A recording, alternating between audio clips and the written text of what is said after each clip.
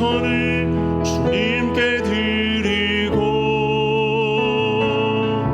전능하신 하나님을 느낄 때 세상은 주의 나라가 되고 하나님이 일하기 시작하네. 아멘. 찬양의 가사대로 우리 모든 시선을 하나님께 모을 때 또 하나님이 저와 성도님들을 주목하시고 할 일을 시키시고 하나님의 나라가 이루어짐을 보는 그런 특별한 은혜가 함께 하시기를 간절히 소원합니다. 오늘 본문 말씀은 다윗 왕의 이제 왕이 되는 시기를 다루고 있습니다. 그동안 오랫동안 기다려왔던 왕이 되는 순간이죠. 왜냐하면 어렸을 때 왕이 되는 이 기름 부음식을 사무엘 선지자로부터 받았기 때문에 이 기억은 오랫동안 이어져 왔습니다. 그러기에는 너무나 험악한 세월을 보냈습니다. 기름 부음을 받긴 했는데 장인 사울의 또 그를 따르는 추종자 부하들에 의해서 너무나 먼 길을 돌아왔습니다. 드디어 이제 사무엘상 31장에서 사울이 죽고 1장에서 사무엘 하에서 그 소식을 듣고 오늘 본문 말씀을 이렇게 받게 되는 상황 중에 있습니다. 사무엘상 하에서 다루는 몇 가지 아주 중요한 단어들이 있는데 그 단어들의 핵심 내용이 있습니다. 그게 뭐냐면 하나님은 사람의 중심을 본다라고 하는 것입니다. 거기에 이제 다윗이 위치해 있고 그래서 사람은 외모를 보거니와 나 여호와는 중심을 본다. 사무엘상 16장에서 이와 같은 말씀을 다윗에게 해줍니다. 사람은 외모를 보죠. 그래서 이 외모를 보는 것 때문에 깊이 보지 못하기 때문에 사람들 간의 갈등도 많고 오해도 있고 그 오해들 풀지도 못하고 그냥 생을 마감하기도 하고 또 교회 안에서도 이 외모를 보는 문제 때문에 또 많은 사람들의 문제가 생깁니다. 사람들 사는 세상에 이 중심이 하나님께 맞추어져 있지 않으면 사실은 시간 낭비도 엄청납니다. 우리가 중심을 하나님께 맞추지 못하면 우선순위도 많이 바뀌어버리고 너무 돌아가는 그런 형국을 맞이하죠. 같은 신앙생활을 하는데 이런 이 외모를 보는 문제 때문에 또 내가 그 외모를 치중하고 벗어나지 못하는 그 어리석은 단계 때문에 사실은 피해를 보는 일들이 너무나 많습니다. 그래서 사무엘 상하를 통해서 하나님이 주시는 다윗이라는 인물을 통해서 주시는 메시지입니다. 하나님 중심, 외모 중심이 아닌 하나님 중심에 섰던 다윗을 주목하고 그가 어떻게 하는가 이런 문제를 다룹니다. 제 첫 인상이 어떤가요, 성도님들? 제 첫 인상이 어떠신지요? 아직도 제 첫 인상이 좀 좋지 않아서 그런지 저에게 말을 아직 안 거시는 분들이 좀 있는데 알고 보면 저는 그렇게 무서운 사람이 아닙니다. 저는 괜찮은 사람입니다. 제가 인상이 좀 세서 그런지 중학교 때 교감 선생님에게 너무 혹독한 말을 들었어요. 범죄자 취급을 받았습니다. 저를 교탁에 세우더니 이런 애가 범죄형이다 뭐 이런 식으로 말을 해가지고 얼마나 상처를 받았는지. 또 군대를 갔는데 막 교보제로 제가 등장해요. 이 훈련소 반장들이 제가 만만한가 봐요. 야 훈련병 248번 심령기 나와 그래가지고 저를 얼마나 그냥 매 시간마다 제가 그렇게 눈에 띄나 봐요. 제 인상이 세서 그런지 그 3일째 되는 날은 잊을 수가 없습니다. 그 많은 훈련병들 앞에서 저를 막 교보제로 삼아서 이리 굴리고 저리 굴리고 뭐 세상에서 듣도 보도 못한 욕도 먹고 막 그렇게 교보제로 저를 막 사용하는데, 그래서 결혼하고 나서 아내한테 물었습니다. 여보, 내 인상이 어때요? 이렇게 물었는데 아내가 이런 말을 합니다. 거울을 한번 보세요. 네, 거울을 보니까 제가 눈에 띄는 것 같긴 합니다. 예수님을 믿는 목사로서 섰는데도 아직 세상의 때가 벗겨지지 못한 그런 모습이 있는 것 같습니다. 이렇게 사람들은 외모를 보죠. 근데 하나님은 말씀을 통해서 하나님의 사람들을 택하시고 그에게 하나님 중심의 삶을 심고 하나님 중심의 삶을 눈여겨보신다라는 말씀을 하고 있습니다. 여러분, 사람들이 다 좋아한다고 해도 하나님이 좋아한다고 할 수가 없죠. 사람들이 다 누구를 싫어한다고 해도 하나님이 싫어하시는 사람일까? 이건 다릅니다. 하나님이 좋아하는 사람을 사람들이 좋아하지 않을 수 있습니다. 사람들이 좋아하는 사람을 하나님이 좋아하지 않을 수 있습니다. 하나님의 기준에 합당한 사람이 있습니다. 오늘의 말씀은 다윗의 인생 중에 이제 막 왕의 즉위식을 하고 나서 유다 사람들에게 왕 즉위식을 하고 나서 벌어지는 그 생활 패턴의 한 부분을 우리에게 보여주고 있는데, 왜 다윗이 하나님 마음 합한 사람이고 하나님 중심에 서 있는 사람인가를 보는 단서들이 몇 개 등장을 하고 있고, 이렇게 이제 지난 금요일과 마찬가지로 6개월을 이자 1년의 반을 돌아왔잖아요. 그러면 우리 자신을 하나님의 말씀의 이 심판대 위에 놓고 하나님이 우리를 어떻게 보시는가를 한번 대입해보는 그런 시간을 또 가져야 하는 거죠. 자, 그러면 오늘 첫 번째 말씀에서 다윗이 이 왕의 즉위식을 끝내고 나서 그가 취하고 있는 하나님 중심의 삶은, 하나님이 다윗을 주목하고 있는 이유는 무엇인가 한번 살펴보도록 하겠습니다. 화면을 한번 보시겠습니다. 여기 1절에 보시면 이제 사무엘상 31장 마지막 장에서 이제 죽게 되죠. 그 부하와 함께 자결해서 죽으려고 하자 이 부하가 찌르는 그런 장면이 등장을 했고, 그 장례 과정을 길르앗 야베스, 이 요단 동편에 있던 루벤, 므낫세 갓지파, 특히 이 갓지파에 해당하는 이 사람들이 장례를 치러주는 그런 과정이 등장을 합니다. 아마 이 왕 즉위식이 있기까지 다윗이 굉장히 기다렸을 거예요. 언제 나를 왕으로 삼을 것인가. 사람인지라 그때 어렸을 때 그 또렷한 왕 즉위식은 아니었지만 기름 부음을 받는 그 과정을 통해서 성령이 충만하고 나는 왕이 되려나 보다 하는 그 기간을 가지고 지금 이 시간까지 인내하면서 이 자리까지 온 것입니다. 그런데 오늘 본 말씀에 보면 다윗이 그럼에도 불구하고 그렇게 기다리는 시간, 드디어 왕 즉위식을 하고 난 이후에 다윗이 하나님께 어떤 행동을 보이는가가 이 본문 말씀입니다. 1절을 한번 우리 화면으로 보는 대로 같이 읽겠습니다. 그 후에 다윗이 여호와께 여쭈어아뢰되 내가 유다 한 성읍으로 올라가리이까? 여호와께서 이르시되 올라가라. 다윗이 아뢰되 어디로 가리이까? 이르시되 헤브론으로 갈지니라. 우리는 지금 이 1절을 통해서 기도의 성숙이 어디까지 갈 수 있는가를 두 눈으로 똑똑하게 지켜보고 있습니다. 여러분, 놀라운 것은요, 1절 말씀에 한번 기도를 합니다. 자, 이렇게 됐으면 뭔가 이제 최고 지도자의 한 사람으로서 누구의 말 들을 것 없이 일사천리로 이를 담대하게 막 두려움 없이 막 전진을 하면 될 것 같은데, 다윗이 하나님 앞에 엎드려서 기도를 하는 거죠. 그러면서 뭐라고 하냐면 내가 한 유다 성읍으로 올라가리이까, 이렇게 말을 합니다. 어떤 곳에서 올라가서 이 즉위식을 완벽하게 할 수 있겠습니까? 이런 질문을 하고 있습니다. 사실 물어볼 필요도 없이 당연한 사실이죠. 그렇죠? 왕이 되는 것은 당연한 일이고 이스라엘 왕순위 1순위에 해당하는 사람입니다. 대적할 만한, 대치할 만한 그런 사람이 없습니다.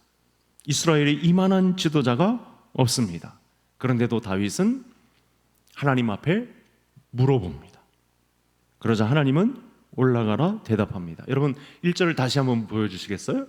처음에 기도하고 또 기도합니다. 처음에 기도한 것이 뭐냐면 여호와께 여쭈아래되 내가 유다 한 성읍으로 올라가리이까 기도를 하는 거예요. 그리고 또 재차 기도가 나옵니다. 어디로 가리이까? 두 번씩 반복해서 기도가 울려 퍼지고 있습니다. 그러자 헤브론으로 가라. 여러분 직접 하나님의 음성을 듣습니다. 기도의 성숙이 어디까지 이룰 수 있는지 다윗을 통해서 똑똑하게 우리가 지금 목격하고 있는 것입니다. 하나님 입장에서는 다윗의 이런 태도가 마음에 합한 거죠. 마음에 쏙 드는 거죠. 한 번의 기도에 그치지 않고 한 성읍으로 올라가겠습니까? 그럼 어디로 가야 할까요? 계속해서 항상 무시로 하나님의 뜻을 묻고 있는 이 태도, 바로 이것이 아까 제가 이 사무엘 상하에서 다루고 있는 단어들 중에 하나님 중심이냐라고 하는 부분이 기도와 관련해서, 기도 생활과 관련해서 다윗이 하나님 마음에 합한 사람이라는 증거가 이렇게 나타나고 있다는 것입니다. 그래서 다윗은 이 기도 과정을 보면 분명히 살아계신 하나님을 믿고 있습니다. 어린 나이에서부터 곰을 양에게서 취할 때부터 사자의 입을 찢으면서 그때부터 하나님의 살아계심을 분명히 확신하고 기도하는 현장에 놓여 있습니다. 그리고 하나님의 약속을 절대적으로 신뢰하고 중간에 위기는 있었습니다. 많은 사람들은 그와 같은 위기를 겪으면 다 놓을 만한데 끝까지 인내하고 심지어 블레셋에 잡혀가서 미친 채 하면서까지 이 사람의 모든 자존심을 다 눕히고 그곳에서 약속에 신실하신 하나님을 신뢰하고 매 순간 하나님 앞에 기도하는 모습이 나타나고 있습니다. 여러분, 오늘 이렇게 기도로 승부를 거는 다윗의 모습 속에 분명히 저와 성도님들도 도전받고 기도로 승부처를 결정하고 기도 시간에서 하나님의 안내를 받는 지혜로운 성도님들 되시기를 주의 이름으로 축복합니다. 여러분, 왜 하나님께서 이 다윗을 좋아하고 있을까요? 계속 기도하거든요. 분명히 살아계신 하나님, 약속에 신실하신 하나님을 믿고 다윗이 기도의 자리를 찾고 있습니다. 왜 그렇게 할까요? 기도하면 하나님의 뜻이 나타나잖아요. 오늘 본문 안에 두 번이나 말씀해 주시잖아요. 올라가라. 어디로 가겠습니까? 헤브론으로 가라. 직접 성령의 음성을 통해서 장소까지 지정해 주시는 놀라운 말씀이 나타났습니다. 우리가 왜 기도해야 될까요? 왜 이렇게 늦은 밤 기도 시간을 가져야 할까요? 하나님의 뜻을 알 수 있는 시간이기 때문인 줄 믿으시기를 바랍니다. 저와 성도님들이 여전히 갖고 있는 인생의 숙제들이 오늘 이 밤에 다윗처럼 기도하게 되면 풀려지는 놀라운 역사가 나타날 줄 믿습니다. 그 베이스에 약속에 신실하신 하나님, 분명히 살아계신 하나님, 내가 예수 그리스도를 믿었던 그 첫사랑의 현장에 약속해 주셨던 하나님은 끝까지 사셔서 나의 삶을 끝까지 인도해 주실 하나님이라는 사실을 다윗처럼 믿는 거죠. 여러분, 기도하는 시간에 사실은 다윗이 사람인지라 완벽하지 못하기 때문에 기도 시간을 통해서 고침받는 현장도 있었죠. 왜냐하면 좋은 것을 주시는 하나님을 기도 시간을 통해서 다윗이 경험합니다. 여러분, 내가 기도하지 않으면 어떻죠? 내가 그래도 괜찮은 사람인 줄 착각하고 살아가거든요. 내가 걷는 이 길이 괜찮은 거라. 저 김 집사님에 비해서는, 이 집사님에 비해서는 내가 그래도 출발이 좋고 지금까지 왔으면 잘하는 거야. 이렇게 착각하고 가는 문제가 기도하지 않으면, 기도로 하나님의 뜻을 묻지 않으면 이런 시간이 너무 쉽게 찾아온다는 거예요. 몇 번의 그런 위기가 다윗에게 있었습니다. 그럼에도 불구하고 기도의 이 좋은 수단을 자기를 돌아보는 순간으로 삼았기 때문에 하나님께서 이 왕의 직위, 이스라엘 사람들 중에 가장 제1위에 놓여 있는 다윗이 하나님 앞에 겸손하게 기도하고 있는 모습이었기 때문에 하나님께서 흡족하게 마음에 합한 사람으로 보고 있다는 것입니다. 그리고 오늘 말씀의 이 1절의 내용을 보면 여러분, 우리가 왜 기도해야 될까요? 기도로 우리가 무엇을 해야 할지 정확하게 알 수 있기 때문에 그렇습니다. 오늘 이 금요 기도회 또 성도님들에게 고백하면, 이렇게 이 단상에서 제가 새벽에나 기도하는 시간을 이렇게 갖고 있으면 하나님이 말씀하십니다. 그래서 일부러 적습니다. 오늘의 할 일 가운데 이렇게 하라는 성령의 감동을 받기도 합니다. 우리가 무엇을 해야 할지 기도의 시간을 통해서 확증을 얻을 수 있는 시간이기 때문에 하나님은 그 시간을 활용하는 다윗을 주목했던 것이고, 저와 성도님들도 기도 시간에 무엇을 해야 할지를 기도를 통해서 아는 성도님들을 주목해 주실 줄 믿을 수 있기를 소원합니다. 그래서 성도는 매사에 먼저 하나님께 물어야 합니다. 많은 사람들이 하나님 앞에 묻지 않고 자의적으로 해석하고 자기 식대로 하나님께 맡기지 않고 이 정도면 내가 충분히 할 수 있겠다는 그 결론이 너무나 많습니다. 하나님은 그런 사람 싫어하십니다.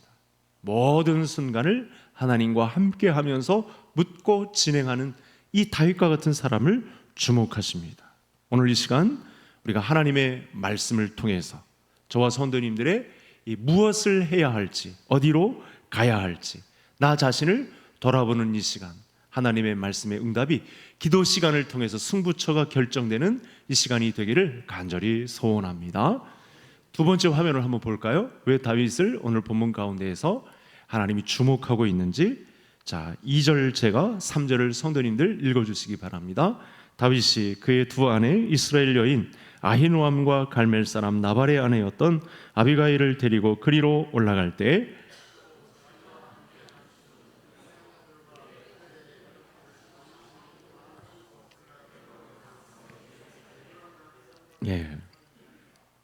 다윗은 금방 이 왕 처음 기름 부음을 받을 때 주변 사람들로부터 시기를 받습니다. 시편에서 보면 가족 식구들도 사실은 그 초기에 다윗을 그렇게 달가워하지 않습니다. 아버지조차 그런 고백을 하거든요. 그리고 이 오늘날의 이 왕 즉위식이 있기 전까지 너무나 쫓겨다닙니다. 그런데 희한한 건 쫓겨다니는 광야 생활인데 거기서 무슨 생활을 하냐면 공동체 생활을 합니다. 다 발견하셨죠? 다윗이 혼자 있지 않습니다. 거기서 세상에서는 버림받은 사람들, 성경의 표현은 비류라고 하죠. 뭐 순화해서 그렇지 깡패들 이렇게 표현해도 됩니다. 사회 부적응자들, 이런 사람들이 다윗이 있던 곳으로 몰려듭니다. 그게 아둘람 굴이고요. 다윗이 이 광야 공동체를 쫓겨다니는 상황 중에서도 함께합니다. 오늘 2절의 말씀을 보면 마치 다윗이 여러 아내를 거느린 정욕이 많은 이런 사람으로 볼 수 있는데, 사실은 불쌍하고 어디 오갈 데 없는 그런 연약한 그런 사람들을 받아들이죠. 가족으로. 그리고 다윗이 함께하는 이 광야 공동체를 보면 가족 식구들과 똑같습니다. 생명을 걸고 싸우면서 위험이 있을 때 아말렉 족속에서부터 뺏겼던 식구들을 다시 찾아오는 이런 놀라운 결단이 이 광야 공동체에 함께하는 것입니다. 그래서 그와 함께하는 사람들을 오늘 본문 안에 잘 보시면 3절, 자기와 함께한 추종자들과 그들의 가족들을 다 데리고 올라가서 누구 하나 남김없이 다 데리고 올라가서 똑같이 이제 그 다음에 하나님이 인도하시는 길을 이 광야에 함께했던 사람들과 똑같이 다 함께하는 것을 보게 됩니다. 그리고 그들과 함께 하나님의 나라를 세워가는 거죠. 사람들의 기준으로는 사울의 왕궁에서는 볼 수 없었던 놀라운 광경이 펼쳐집니다. 사회 이력서를 보죠.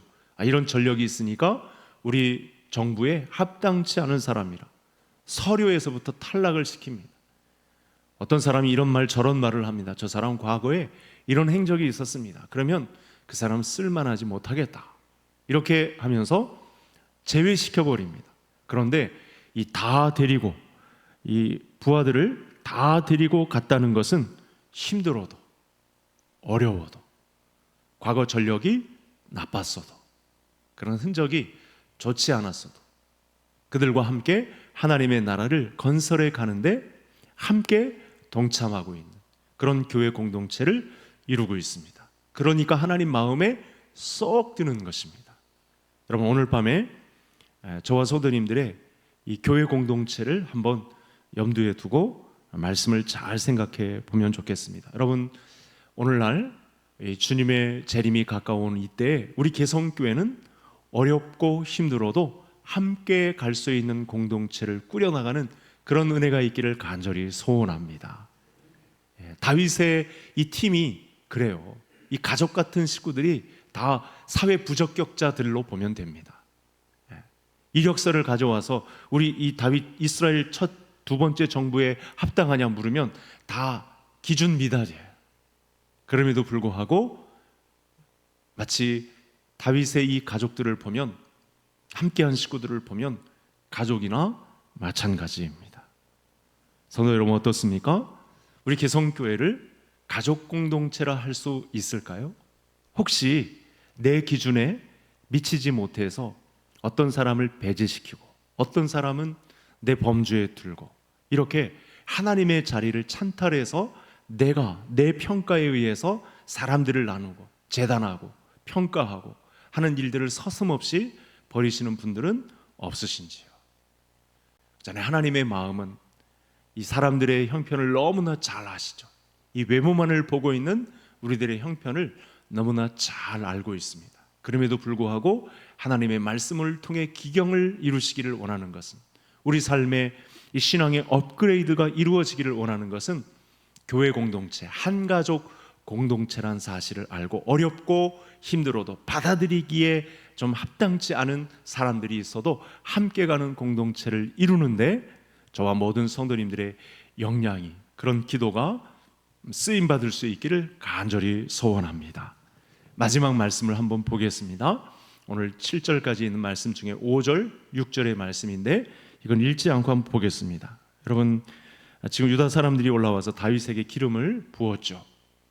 그런데 여러분, 수십 년 동안 함께했던 이 과정에서 정적들, 다윗을 곤란하게 했던 사람들, 그러니까 사울 편에 서서 이렇게 아양을 떨면서 다윗을 곤란하게 했던 사람들이 이스라엘에 엄청 많거든요. 그 오죽하면 사회 부적격자들이 아둘람굴을 찾아서 다윗을 찾아왔겠습니까? 거의 모든 지파에서, 유다 지파를 빼놓고는, 그리고 모든 지파가, 모든 사람들이 이 사울의 정권에 빌붙어서 다윗을 시기합니다. 그 사람들 중에 야베스 사람들이 있는 거예요.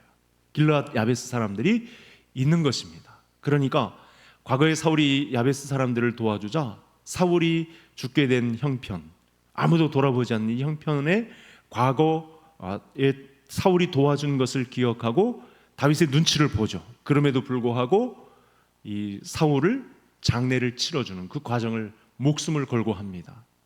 여러분, 일반 이 평범한 사람이 이 왕이 되는 과정을 겪었을 때 제일 먼저 하는 일이 뭐냐면 정적을 제거하는 일이거든요.